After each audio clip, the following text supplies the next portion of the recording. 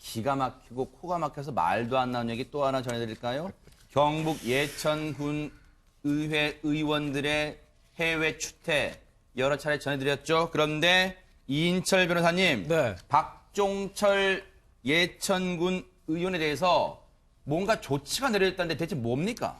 예, 사건을 간단하게 설명을 드리면 네네. 지난달 20일에 이제 7박 10일 일정으로 경북 예천군 의원 9명과 의회 사무국 직원 5명이 미국 동부와 캐나다로 연수를 갔어요. 해외 네. 연수를 갔는데 총 예산이 6,200만 원이나 들었습니다. 네. 자, 근데 그 연수 과정에서 이 박종철 부의장이 여행 가이드와 이제 갈등이 있었어요. 갈등이 있었는데 CCTV 영상을 보니까 버스 안에서 네. 그 가이드를 주먹으로 얼굴을 2차례 가격한 게 지금 네. 이 영상에 나오고 있습니다. 네. 그래서 많은 이제 논란이 되니까 네. 소속당인 자유한국당 비대위원장은 이 사람을 영구 제명을 시키고 아하. 또 그 해당 군 의회는 이 사람을 이제 의원직 제명을 할 그 윤리위원회를 소집한 그런 사건이었습니다. 네.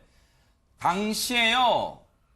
뭐 말이 필요 없으면 당시의 영상을 CCTV 버스 내부 CCTV 영상을 다시 한번 보여드릴게요. 홍순빈 아나운서 설명 좀 해주세요. 이게 바로 이동 중인 버스 내부 모습입니다. 지금 버스 뒷자리에 누워있던 박종철 의원이 앞으로 나오더니 현지 가이드의 얼굴을 폭행하는 장면이에요. 네. 고통을 호소하는데도 재차 폭행을 하고요. 이 모습을 보던 외국인 운전기사가 와서 말려보지만 소용이 없었습니다. 오히려 저 가이드의 팔을 비트는 장면이 이 CCTV 모습에 이어집니다. 그리고 그 옆에 이때까지만 해도 지켜만 보고 있었던 이형식 의장이 뒤늦게 말려보지만 소용이 없었고요. 결국 저 가이드는 저 당일날 얼굴에 피를 흘린 상태에서 911에 신고를 했었던 겁니다. 네. 지금 당시 이제 버스는 이동 중은 아니었고 지금 다른 군 의원들이 예천군 의원들이 저 때가 식당에서 식사를 마치고 이제 다음 장소 이동하기 위해서 버스에 이제 탑승하는 순간이었대요. 그런데 지금 보면 한 3명 정도 타고 있잖아요. 그런 상황에서 저 박종철, 뒤에 누워있던 박종철 부의장이라는 사람이 부의장이라는 말 붙이고 싶지 않습니다만 느닷없이 일어나서 저렇게 폭행을 가했고 보다 못한 저 예천군 의원들은 가만히 앉아있는데 보다 못한 외국인 버스 운전기사가 저렇게 말리는 거예요. 하지 말라고. 보다 못해서 참다 못해 결국은 저 가이드가 결국은 911에 캐나다 911에 신고를 했고요. 결국은 병원에서 응급치료를 받았는데 안경을 쓰고 있었거든요. 가이드가.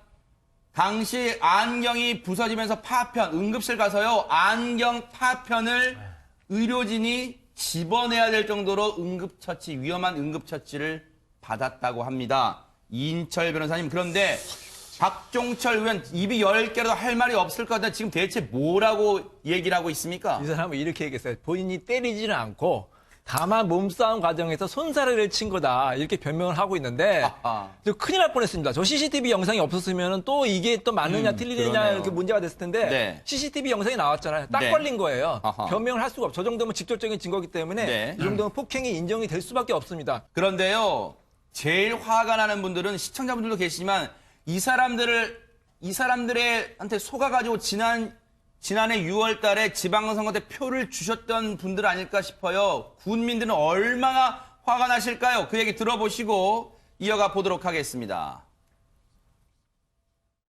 이번 해외 연수 경비는 전액 반납하였으며 남은 제8대 예천군의 임기 중에는 해외 연수를 계획 및 실시하지 않도록 하겠습니다. 이번 사건을 마무리한 후 저는 의장직을 사퇴하도록 하겠습니다. 우리 유권자들이 뽑아준 게 유권자들이 내려놓으라고 하는 거예요. 꼼수로 빠져나갈 그런 판이 아니에요. 그 꼼수라고 하는 이유가 이제 예천 국민분들은 그런 거예요. 의장직에서 지금 물러나는 정도가 지금 중요한 게 아니다. 그렇죠. 군의회 의원 자체를 내려놔라. 지금 그런 얘기를 하시는 거예요. 그런데 박종철 부의장은 어디 가고 그나마 그때 같이 있었던 이형식 의장이라는 사람이 지금 사과하고 발표하고 있어요. 저 사진에서요. 지금 연설대 바로 곁에 있는 사람이 이형식 의장이에요. 조금 전에 인터뷰. 그리고 옆에 있는 사람이 허리를 좀 덜 굽힌 사람이 부의장이에요. 박종철 부의장이에요. 그런데 지금 어디에 있길래 지금 코빼기도 안 보여요. 그런데 이 박종철 부의장이라는 사람이 김윤희 프로파일러님 옛날 지방선거, 지난해 지방선거 때 포스터를 건 게 있어요. 저희가 그거 하나 보여드릴게요. 대체 그때 포스터에 있던 구호가 뭐냐? 제대로 일할 사람이랍니다. 제대로 일할 사람. 보세요. 반드시 해낼 사람. 그런데 네티즌분들 참 진짜 기가 막히십니다. 정말로. 그런데 이 포스터를요. 이렇게 패러디했답니다. 그 패러디 포스터 보여드릴까요? 뭐라고 패러디를 했냐? 제대로 반드시 일낼 사람이랍니다. 네. 네. 이 한마디 속에 다 모든 것이 내포되어 있는 것 같습니다. 네. 진짜 제대로 일낼 사람을 뽑았다라는 것이 아마 예천 국민들의 지금 어떻게 보면 가장 안타까운 현실이라고 생각하고 이 부분에 대해서 네. 또 그래서 다들 의원직에 있는 사람들 다 사퇴하라고 적극적으로 하는 이유가 아마 이것일 겁니다. 이게요, 그냥 뭐 의장직, 부의장직에서 물러나는 게 중요한 게 아니에요. 지금 진정으로 사죄한다면요. 이런 자리 있으면 뭐 할 거예요? 정말 깨끗하게 물러나는 게 의원직 정말 스스로 반납하는 게 맞죠. 그런데요, 당시의 여행 가이드는요, 언론 인터뷰에서요, 왜 그때 사태가 확산되는 걸 막을 수밖에, 참을 수밖에 없었는가를 심경을 털어놨어요. 그 얘기 들어보시고 이어가 보도록 하겠습니다. 정통으로 맞았어요. 여기 안경 날라가고 안경알도 빠지고 그분은 갑이고 저는 갑을 병정인데 저는 되받아서 치지는 않았고요. 저도 한국 사람이고 또 한국에서 오신 의원들이고 그래서 최대한 저도 예우를 갖춰서 행사를 진행을 했고 당사자는 한 번도 저한테 사과를 한 적이 없고 그다음에 또 가이드 바꾸라고 그렇게 또 갑질을 하셨고 결국은 마지막 날 제가 이제 교체가 됐죠. 앞서 영상, CCTV 영상 보면 이 가이드분이요, 건장한 체격입니다. 그리고 저희가 알아봤더니 180cm가 훨씬 넘는 키래요. 건장한 체격인데요. 저렇게 대응도 못하고 일방적으로 당할 수밖에 없었던 이유를 밝혔는데요. 제가 하나 읽어드리고 우리 김복준 의원님 말씀드려볼게요.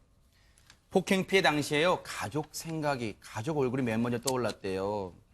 군 의원들은 한국에 돌아가면 그만이지만 내가 이 순간 잘못 대응하면 나는 일을 하고 있는데 생업에 지장이 생길 수 있다. 가장의 서름입니까? 이거 진짜 어떻습니까? 일단은 가이드 업계에 종사하는 사람으로서요. 자신이 맡아서 여행 일정을 소화해야 되는데 이유야를 막론하고 저런 어떤 불미스러운 일이 생겨가지고 그 일정에 지장이 초래된다면 여행계 그쪽 업계에서는 저분이 지탄받을 거예요. 그러다 보니까 저기서 왜 참겠습니까? 그냥 아까 말씀하신 것처럼 처자식이 눈에 아른거리는 거죠. 그러다 보니까 이제 참고 이렇게 넘어가는데 아마 밤새도록 저 일정 소화하고 또 마지막에 그 일정에서 제외되고 나서는 엄청나게 자괴감 들었을 거고 힘들었을 거예요. 맞아요. 근데 이제 제가 여기 뭐 가신 그 의원들 전부 다 책임이 있지만요. 아니 뭐 책임 있잖아요. 전부 다 술판에다가 이제 접객구나 불러달라고 요구하다가 네. 폭행이나 하고 거기 참석했던 분들 다 제가 볼 때는 의원으로서 자격 없어요. 오늘 오후 3시에요. 일단 피의자 신분으로 소환이 된다고 합니다. 경북 예천경찰서에 소환이 된다고 하니까 이 소환 내용까지 저희가 끝까지 따라붙어 보도록 하겠습니다. 대체 무슨 얘기를 할지 저희가 또 짚어보겠습니다.